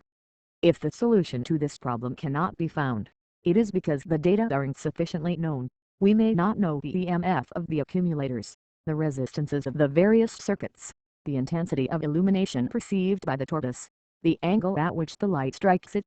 At any rate, these values cannot be estimated with the same precision as that with which we can measure the reactions of the machine. To obtain such an exact knowledge it would be necessary to put oneself in the position of the tortoise, to see at the same instant from the same angle the same light at the same distance, to evaluate the blocking effect of the same crease in the carpet or of the same crack between the floorboards, to allow for the same faulty lubrication and the same defect in the dielectric of the same type of condenser. In brief, one cannot fully know the perceptions of the tortoise, because these perceptions are specific to the particular model. They may be said to be subjective experiences which could only be appreciated if it were possible for the observer to enter into the structure of the model. Nor would it suffice, even then, to make a single observation at any given moment, since the state of certain components will depend on the history of their previous reactions, and thus our account would have to change perpetually with the passage of time. It is, of course, Inconceivable that a human being could enter into the life history of a machine, any more than a man could assimilate the subjective experience of another man or an animal. For this reason, then, the reactions of LZ cannot be predicted. 242. The HEUSEOFMODELS. This concept of subjectivity applied to a machine is certainly an astonishing one, and it is revolutionary for anyone who has not fully understood what an analog machine may really mean. These considerations become yet more surprising when they are brought into touch with the requirements of Bergson, who demanded that a man should immerse himself in the phenomena which he seeks to understand. I would, according to this, have to substitute myself for the organism which I wish to understand, but then I should have to surrender the past history which conditions my present activity. I am asked to identify myself completely with the object of my study. It is only thus that I should be able to understand it. This attitude would apply also to the scientist studying the machine, but Bergson did not envisage it, nor could one dream of suggesting it in the study of simple machines. When a valve, subjected to a certain pressure, allows the escape of steam, can one legitimately talk of its subjective sensations?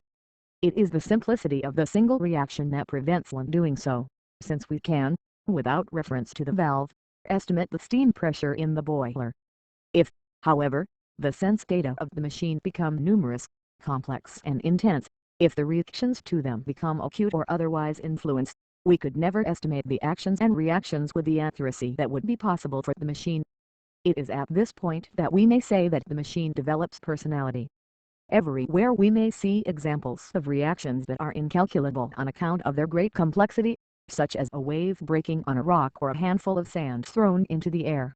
Every drop of water, every grain of sand will only obey laws that are well known.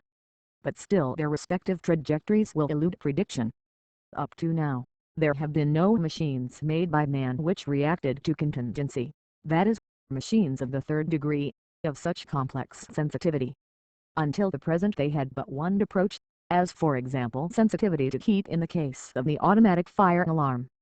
That is why the tortoises are the first artificial machines that have unpredictable reactions. An exception must be made of certain machines in which the contingent possibilities which are not directly capable of human evaluation have been purposely allowed for, machines whose b. 243 THINKINGDYMCHINE behavior is unpredictable by definition, such as gambling machines, roulette machines or pin tables. Their creator admits that he does not know how they will behave. In fact, in order to demonstrate that his toys are endowed with a true personality, Grey-Walter attempted to build two that were strictly alike. Elsie and Elmer are more exact replicas than any twins. But still, in spite of the most minute-caring construction, it has never been possible to get them to behave in an exactly similar fashion. It should hardly be possible for the most skeptical to refuse them the title of synthetic animals, but if anyone does so, we may refer them to E. S. Russell's classical work on animal behavior. He lays down that the most characteristic aspect of animal behavior is its attempt to carry out some specific action. Elsie and Elmer, then they seek specifically either rest or a brighter light, seem then to behave like animals. WHYSHOULDHEPR Using the principle of parsimony which is so dear to Grey-Walter, we have found our way so far without having dealt with all the faculties of the tortoises. It seemed more profitable to attempt to understand the machines by studying their essential principles, to determine their position in the machine hierarchy without cataloging all their potentialities. But in addition to the principle of economy of structure, Grey-Walter introduces other faculties. Speculation. By virtue of this faculty the tortoise explores its environment and does not, like other machines, wait passively for the environment to act upon it. One cannot even go so far as to say that the classical automata maintained a passive attitude. Not only did they not explore their surroundings, but they were unaffected by them. That is why the type of machine exemplified by the tortoise has been named Machina Speculatrix. It will be agreed that in this respect it exhibits an altogether novel characteristic, incessant exploration in search of those environmental conditions to which it is sensitive. This search for an optimal state of equilibrium brings the behavior of the machine very close to that of animals and, in any case, alienates it from the traditional concept of machine functioning. Plasticity, the classical machines are constructed to function. 244. The HEUSEOFMODELS. In certain predetermined conditions. Animals, on the other hand, have great powers of adaptability. M. specular T-Rex shows greater adaptability than a machine, but less than many animals.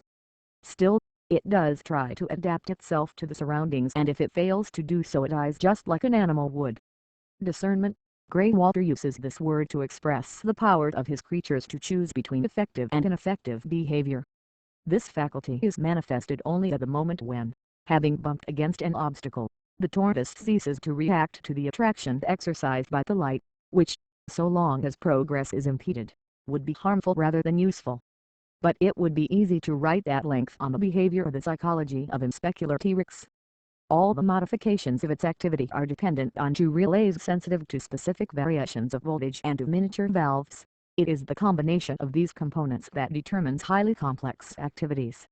It is tempting to speculate as to whether behavior that in living animals seemed to depend on mechanisms exhibiting an unanalyzable degree of complexity may not arise from very simple mechanisms. Whenever cybernetics reveals the ease with which a given animal or human faculty may be imitated, it would certainly be legitimate to assert that the living organism depends on a similar type of mechanism, but at the same time it would be as well to ask why it should not be equally simple. In any case, we are constrained to believe that, in the future, the behavior of synthetic animals will show still more subtle variations, when, instead of simplifying their mechanism, we shall, on the contrary, be able, by virtue of their complexity, to adapt them to various degrees of sensitivity. In other words, instead of basing the models on a meter structure, they will be given the greater complexity. Most convinced students of cybernetics are prepared to believe that the difference between these electronic models and the cerebral mechanism is only a question of complexity. At any rate, it is fairly evident that to pass in review from one to the other requires no fundamental difference in our approach. The HERT of COMPROMISE. Grey-Walter has founded a new school.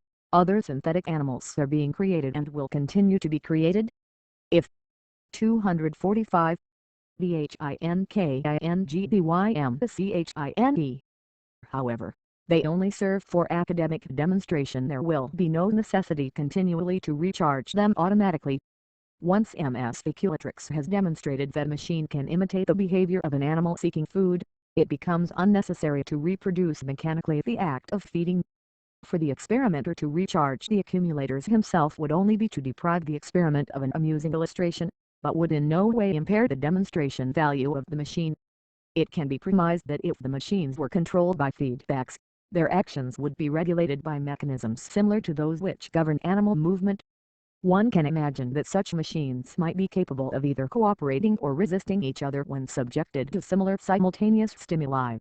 One of the characteristic functions of animal behavior could thus be imitated, the power of choice between different demands.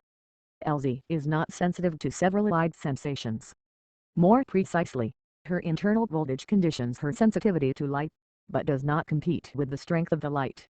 The animal, it is true, is accessible to certain afferent stimuli which influence or inhibit others, but generally speaking they act concomitantly. If this can be imitated, it should be possible to construct models exhibiting such concomitant sensations. Let us consider the tortoise that is analogous to that of Grey-Walter, but sensitive to heat and sound. We may decide that it is to be attracted by heat and repelled by noise. It will exhibit positive heat tropism and negative sound tropism. One receptor organ will transform heat into electric current, whilst the other generates a current inversely proportional to sound. The two currents will summate in a central mechanism. If, for example, the maximum heat gives rise to a potential of 5 volts, the minimum noise stimulus will give the same potential, so in ideal circumstances the tortoise may build up the potential of 10 volts. In such a condition it is contented and remains immobile. If the sum of the two potentials is below the threshold of 6 volts, it moves off in search of more favorable surroundings. What will happen if it can only find heat from a stove situated in a very noisy room? Will it, perhaps, prefer a cold quiet room to the noisy hot one? It will choose between these two requirements. 246. The HEUSEOFMODELS. It will be machina judicatrix. Such a search for equilibrium between conflicting stimuli gives us a remarkably true picture of life. The more the sensitivity to each form of stimulus is graded, the more gradation will be exhibited in the resulting activity. One may thus imagine that with a total voltage of 8 the satisfied animal may be heard to purr, whereas with less than 2 volts it will speed up its activity and emit furious growls. It would have 4 ways of displaying what one might call its feelings of feverish pursuit accompanied groveles, to calm the searching, immobility and apparent, contented immobility. The HELERNINGBOX. Even if such automata are dreams of the future, we already have models of conditioned reflexes. We are already at the stage when the method of model leads to great advances. At the end of 1950, Elsie and Elmer had a little sister, unless it was a daughter as it may well have been. In truth it appears to have been a case of parthenogenesis. Cora, the newcomer, was constructed with organs belonging to Elsie, who thus succumbed, poor thing. But the most amazing feature of the case is that she represented the mutation. She was one of another species, Machina docilis. Some months later she changed. Up to then, she had only been able to associate sound and light, but now she became sensitive to bumps. She was christened with the name of Cora, a 4-condition reflex analog. Let us refresh our memories as to the meaning of a condition reflex. Meat paste is presented to a dog and it salivates. If at the same time the bell is always rung, the dog, after a few days, will salivate at the sound of the bell only, even without seeing the meat paste. This was the celebrated experiment of Pavlov. Grey-Walter wished to produce the phenomenon in one of his creations. It seemed to him that if he could succeed in this, he might be able to reveal the mechanism, not only of conditioned reflexes, but of all educative processes. When she was born, Cora was only sensitive to light, like her elders Elsie and Elmer. She had a potential auditory capacity, but this capacity was not yet actual. Her microphone functioned, but the sounds registered had no significance for Cora and initiated no response. She was as yet uneducated. Her education went like this. A strong light presented to the 247. THINKINGBYMCHINE. Tortoise promised food, just as sugar is given to a dog that is being trained. At the same time, or immediately after, her trainer blew the whistle whose nose lay within a range of the electronic mechanism. After a certain number of repetitions, Cora associated the sound of the whistle with the appearance of the light. She had become sensitized to this sound and would from now on respond to this signal, in other words answer to her name, even when there was no accompanying light. The most remarkable feature of this experiment is not so much that the machine has been able to learn, it is rather that in order to realize the potentiality of this ingenious scientific toy, Grey-Walter had to establish the theory of the conditioned reflex. With his knowledge of neuronic organization on the one hand, and of associated reflexes on the other, he sought an understanding of how such reflexes are organized. He thought out a scheme which might explain the whole problem and then realized this in an electric model. The construction of the model did not entirely fulfill his expectations, so the theory was further elaborated and the model modified until the process of learning was exactly reproduced. This theory, however, does not immediately concern us. It is more important for the study of human behavior than for that of the development of the machine, and as such will be reserved for the future volume Leomben equations. Here we are concerned with the study of cybernetics in relation to the machine. Moreover, it is unlikely that industry will ever require the type of machine that we have just described. If it were necessary for a machine to possess a specific reaction, the simplest procedure would be for this to be incorporated into the mechanism during the process of fabrication, that is, the reflex would be innate rather than acquired. In connection with the realm of the artificial, the function of cybernetics lies above all in the demonstration that the traditional concept of machine has been a false one and, if we stick to the word, we must at all events change its former significance. The most recent edition of Cora serves to mark still further progress. The new association of stimuli has been effected, that of noise and bump. When the tortoise bumps into an obstacle, the experimenter blows his whistle. After a certain number of trials. 248. The HEUSEOFMODELS. The machine will be able to accomplish the extraordinary feat of backing away from obstacles when its master signals their proximity by whistling. This association mechanism is multivalent. It allows for the association of all sorts of stimuli. Gray Walter calls it the learning box. Memory is not always a conditioned reflex, it is more often the question of a program being organized by the mechanism itself. It might be thought that this lies beyond the powers of the machine, but we shall see. 249. CHPTRXI. Calculating machines. The arithmetical machine does things that are nearer to thought than anything that animals can do. Pascal.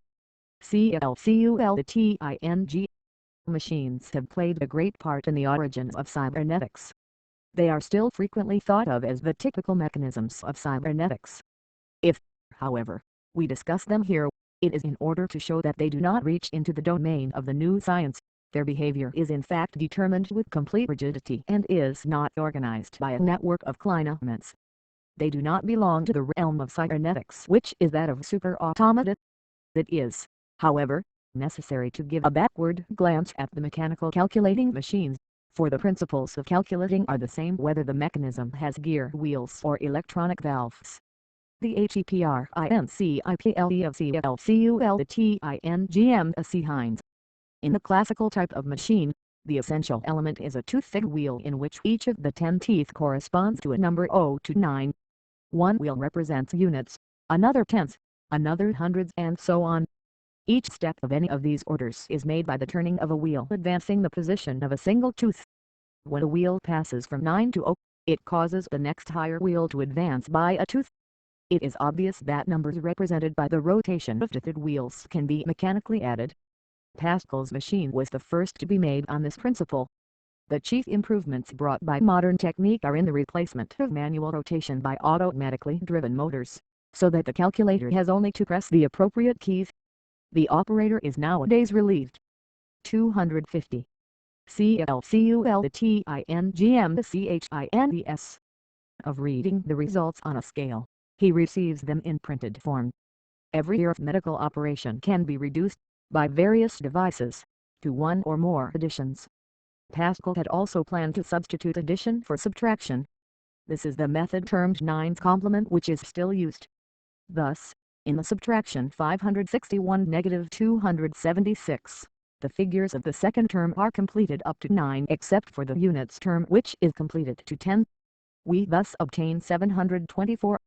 If we add 561 and 724, we get 1285. It is only necessary to ignore the number on the left to obtain the result 285.